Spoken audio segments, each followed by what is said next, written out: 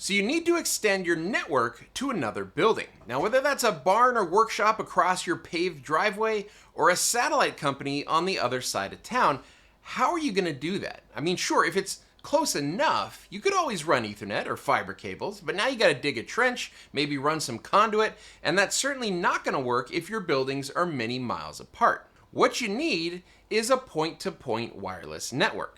Now, I love point-to-point wireless networking. I think it's amazing that you can shoot high-speed internet through the air to a remote location miles away, or even just across your driveway to your she shed. It's often a lot easier than running a cable, but you still get high-speed connectivity and stability, which is why point-to-point bridges are often called a wireless wire. So if you're looking to set up a point-to-point or point-to-multipoint wireless network for your own deployment, then this is the video for you. We're going to go over Ubiquiti's latest wave lineup of equipment. We're going to talk about various point-to-point and point-to-multipoint designs, and we're going to set up a simple point-to-point bridge from scratch. Now, we got a lot to cover, so let's get started. There are so many options when it comes to point-to-point wireless networking that it can be overwhelming when you're trying to figure out the best and most cost-effective equipment for your own deployment. That's where Rogue Support can help. We have a number of friendly expert technicians who excel at designing and configuring point-to-point and point-to-multipoint network deployments. Now, whether you're looking to add surveillance cameras across your sprawling ranch property, or if you just want Wi-Fi in your backyard shed, Rogue Support technicians can help you make the right choices when purchasing, and we can help you get everything dialed in once you're ready to install. So head on over to rogue.support today for all of your computer networking, Wi-Fi, and point-to-point wireless needs. You won't be disappointed. Let's start by digging in to what point-to-point wireless networking actually is. Now, I'm going to have timestamps down in the description just in case you want to skip around or come back to any section of this video. Point-to-point wireless networking is exactly what it sounds like. It's a wireless network that goes from one point to another point. This is different from like the Wi-Fi network that you have set up at your home for your smartphones and tablets and TVs to connect to. Point-to-point wireless networks are really like a wireless wire. You can't connect your iPhone or tablet to it. Instead, you've got a pair of antennas that point at each other and transfer data between each side. So imagine that you've got a workshop on your property that's 50 meters from your house. Now, you could absolutely string Ethernet or fiber from your house out to that building, but you wouldn't want that cable just lying on the ground where it could get cut or, chewed up by some critters or something. So typically you'd then want to dig a trench and maybe lay in some conduit. But what if you have to go across your paved driveway? Right now you've got a much bigger project on your hands. Instead, you could set up a point-to-point wireless network as long as you have line of sight from point A to point B. Now your data gets over to that workshop through the air using directional antennas instead of traveling through a wire underground. Each side is going to terminate into a network switch, and you'll be able to plug in more wireless access points or other devices just as if you had run a wire. So let's be clear about that point. This is one of the things that confuses people about point-to-point wireless networking. Can you connect your smartphone or laptop to a point-to-point wireless bridge? Can you use one of these point-to-point antennas to shoot a wireless signal a long ways away and then pick that signal up on the other side with your smartphone or your laptop? And the answer there is no, you can't do that. A point-to-point wireless bridge has one purpose, and that is to extend a wireless network a long distance using a pair of purpose-built antennas. You have a sending antenna that we refer to as an access point, and you have a receiving antenna that we refer to as a station. If your internet connection is on the originating side of that bridge and you want to surf the internet from your laptop on the remote side of that bridge, your internet connection is plugged into a gateway device like a firewall, and then on the back side of that firewall, also known as the local area network or LAN, you can connect the access point side of the point-to-point wireless bridge, which then shoots the signal through the air far away to the station side or the receiving side of that wireless bridge, and then you terminate that into a network switch. From there, you're going to need a separate client wireless access point to connect your devices like your smartphone or your laptop. This is also not to be confused with wireless mesh networking like Netgear's Orbi or TP-Link's Deco systems that you can buy down at Costco or Best Buy. Now those devices are made to extend a network wirelessly within a home or business. They're not made for super long range deployments, nor do they rely on line of sight for high-speed connectivity. Taking this a step further, we've got point-to-point wireless networks, but we've also got point-to-multipoint wireless networks, and that's exactly what it sounds like. I mean, if you think of a point-to-point wireless network as a wireless wire between two antennas, a point-to-multipoint wireless network is like a Y cable, right? It's like taking a wireless signal and shooting it over an area with a wide degree of coverage. Now this could be 30 degrees or 90 degrees or even omnidirectional. Then you can pick up that signal with multiple station side antennas within that coverage area, and you can now extend that network to multiple remote locations. This is how wireless ISPs or WISPs operate. Right? They set up a powerful point-to-multipoint access point in central locations, and then they hand out smaller antennas to their customers that pick up that signal, and then they provide them with internet access.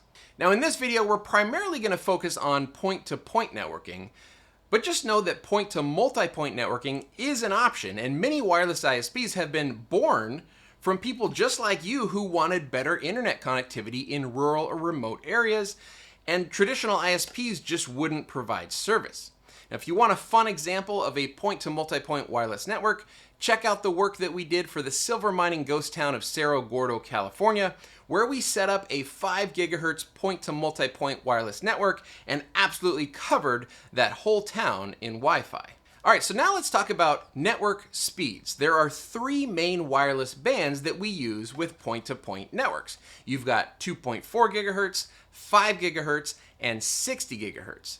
Now, just like with client device connectivity, as we go up in gigahertz, we gain speed, but we lose range. So 2.4 gigahertz wireless is great for long range connectivity and can even cut through some line of sight issues such as light tree cover, but you're gonna have slower speeds. Moving up in spectrum, 5 gigahertz gets you faster speeds, but it's gonna be stricter on alignment and line of sight. And finally, with 60 gigahertz, you've got to be super accurate with your alignment, and you have to have strict line of sight, but you can achieve some really fast network speeds. We're talking gigabit or higher. 60 gigahertz links are pretty sensitive though, and they can be affected by weather conditions such as fog and rain, which is why they often have a 5 gigahertz backup radio. Ubiquiti's Wave lineup of products are all 60 gigahertz capable devices, so they're great for high-speed connections.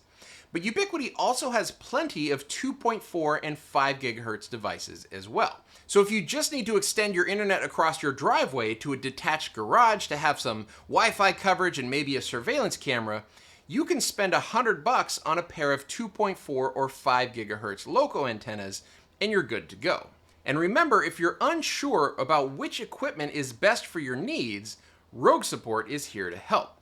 Device selection between all of the various bands, as well as multiple antenna options within each band, and trying to find the right antennas for your own network can be super confusing. So, if you need help designing your long-range wireless deployment, remember that we're here to help. Rogue Support expert technicians will make sure to recommend the best equipment for your specific needs and budget. The Wave antennas are for when you need the highest speed long-range connections possible, and they come in 2 main flavors. We've got point-to-point and point-to-multipoint. The point-to-point radios are paired up to create a wireless bridge between 2 antennas, or they can be used as station-side antennas, picking up a wireless signal from a point-to-multipoint access point. So starting at the lower end of point-to-point radios, we've got the Wave Pico coming in at $179. The Wave Pico has a line of sight range of 1.3 kilometers or about 0.8 miles, and it has a maximum throughput of 2 gigabits per second. But keep in mind that that's measured as 1 gigabit on the send and 1 gigabit on the receive added together. And that's not at max distance. The throughput drops the further away the antennas get from each other. The Wave Pico does have an integrated 5 GHz backup radio. Now 5 GHz is more forgiving when it comes to weather and alignment issues. So if the high-speed 60 GHz link is temporarily disabled for whatever reason, the 5 GHz backup radio takes over. Now you're not going to get max speeds on 5 GHz, but depending on the distance, you can still usually get 200 to 300 megabits. Now, all of the Wave equipment that I'm showing in this video is weatherproof rated and made to be placed directly outside in the elements. The next point-to-point capable device is the Wave Nano, coming in at $279. Now, with a pair of Wave Nanos, you still get the 2 gigabits worth of total throughput, but you can now extend the network up to 5 kilometers or around 3 miles. Now the Wave Nano has that 5 GHz backup radio to keep you online when the 60 GHz link is being flaky. Next we have the Wave Long Range, or the Wave LR. This is a big beefy boy, right? This one is $379 and has a maximum range of 8 kilometers or so. Now, while the Wave LR is capable of creating a point-to-point bridge between two of these devices, this is actually used more often as a station-side antenna for a point-to-multipoint deployment. So imagine that you've got a wireless ISP and there's a customer who's, close to 5 miles away from your main antenna. This is the station-side antenna that you would want in order to connect from the furthest distances. Next, we have the $599 Wave Pro, which still gets you 2 gigabits worth of total throughput, but it can be used in a couple of different ways. So this can be a straight point-to-point setup between two of these devices, and you can get upwards of 15 kilometers or around 9 miles of range. But when it's used as a station-side antenna for a point-to-multipoint wireless network, you get about the same range as the Wave LR. It's about 8 kilometers or 5 miles. And of course, all of these devices have that 5 gigahertz backup radio for redundancy. All right, so now moving into the devices that can function as point-to-multipoint access points, let's start with the Wave AP Micro. So a point-to-multipoint access point is any device that can have multiple station-side antennas connecting back to the network remotely.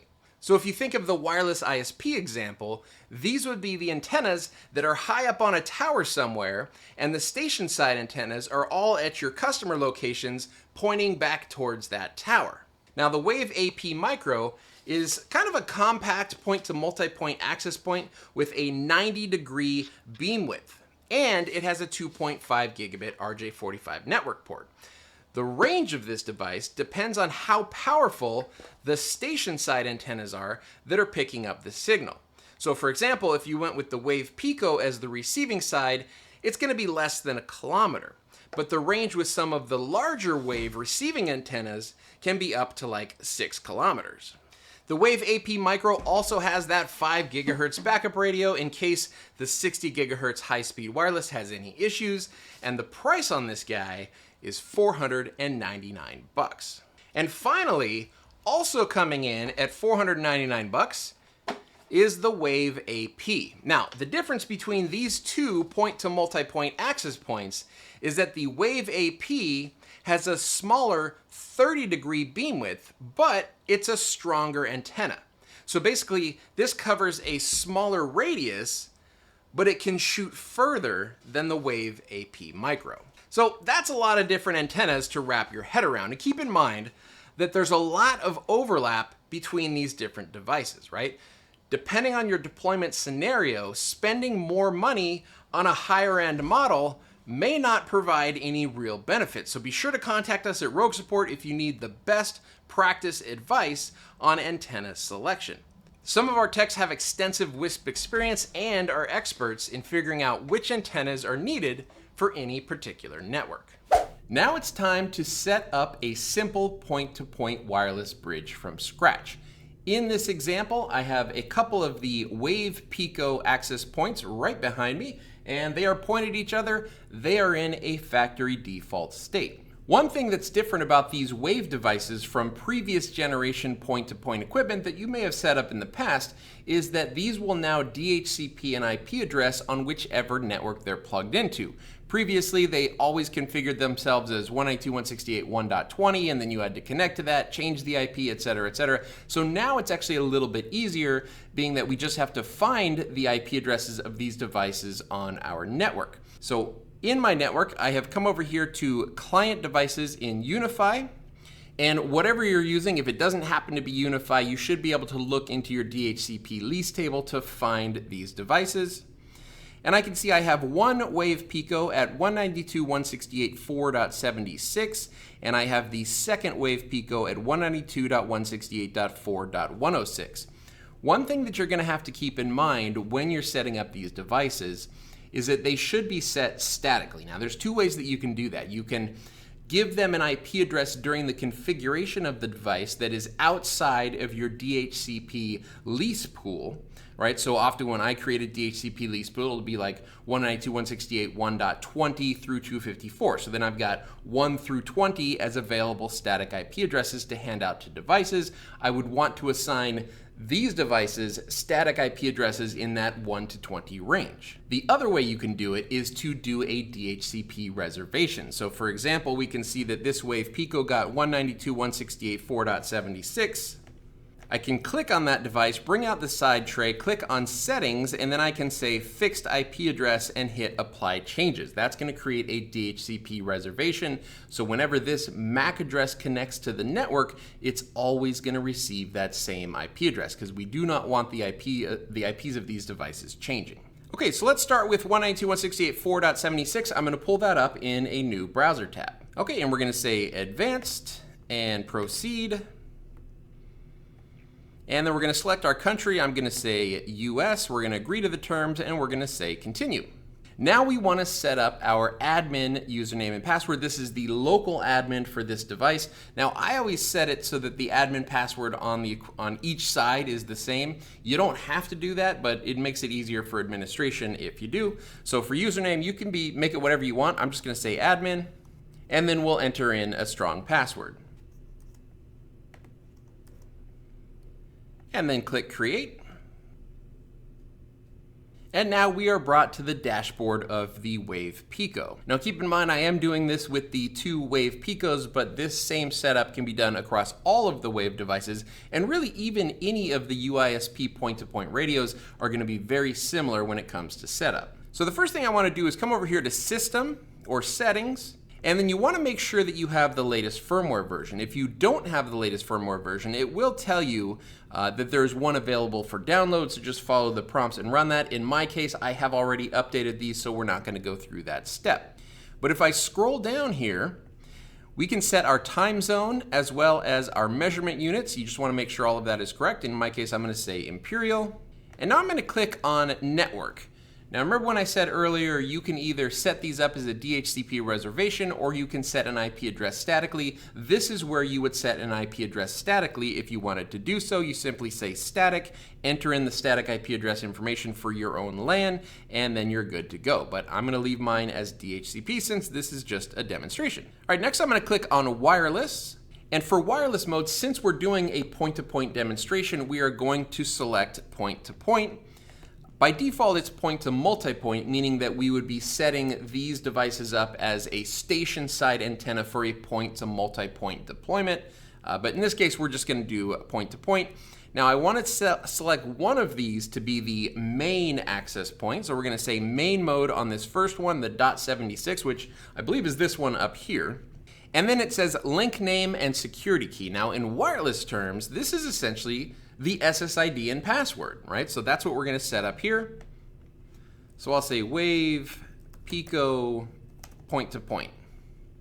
And then it's giving me a security key with all these zeros. Let's create a strong password for the security key because we don't want anyone to potentially connect into our point-to-point wireless network with a weak password. And then we can hit save changes. And we should be good to go for this side of the bridge. So now let's set up the other side of our point-to-point wireless bridge. The IP address of the second one is 192.168.4.106, so let's open that up. Advanced, proceed. And we're going to go through the initial setup again, United States, accept the terms, continue, and we will use the same password for this one. Paste, and create. Okay, then we're going to go to System. We want to make sure that we are completely up to date, in which case we are. The current firmware as of the recording of this video is 3.4.0. I'll set my units to Imperial, and let's go ahead and go to Wireless. So we're going to set point-to-point mode. Now, I already have a main access point in the point-to-point pair, so I don't need to set this one to main mode, but I'm going to say Wave Pico point-to-point, and then we're going to paste in our strong password. And we're going to click Save Changes. Okay, now let's go to the dashboard here, and hopefully in just a moment we should see our link come alive. And there we go right there. The link is alive and it is working. Now, these are super close together, so I don't really need to do any sort of fine tuning, but at this point, once you've got the link up and running, now you want to take these devices out in the field where you're actually going to deploy them, and then you want to sort of point them together. And all of these Wave devices come with a little alignment tool that you can use to sort of look through and see the other side and kind of get them adjusted and aligned properly. Or if you have a longer range deployment, you might have to have a person at each end and sort of just do really fine-tuned adjustments on either side and watch the statistics for what, when the link potential gets higher and higher. And right now it looks pretty good though. We're looking at about 1.5 gigabit of 60 gigahertz link capacity. So let's go ahead and test it out.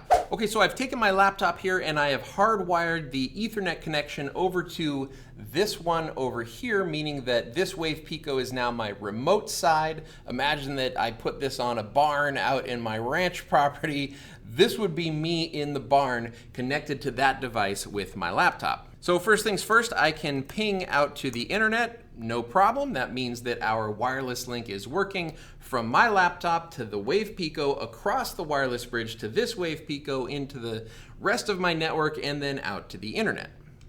And if I pull up speedtest.net, we can say go, and let's see what kind of speeds we can receive.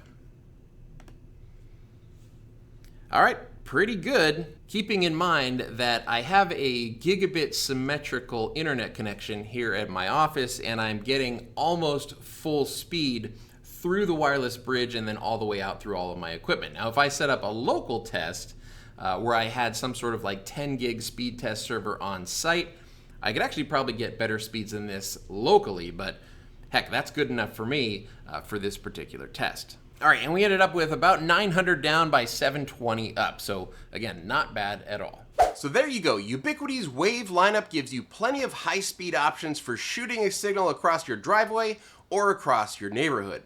Now, the nice thing about these devices is that they're pretty much set it and forget it. And you're gonna have years of high-speed connectivity to your remote locations. If you have your own point-to-point or point-to-multipoint wireless project and you need some help picking out the right gear or setting everything up, be sure to reach out to us here at Crosstalk Solutions or to our sister company Rogue Support.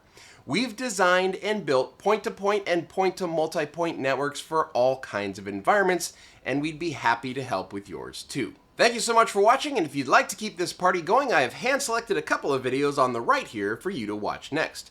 The top video is the point-to-multipoint network we set up for the silver mining ghost town of Cerro Gordo, California, and the bottom video is an older point-to-multipoint setup that we did for a lake house in northern Idaho.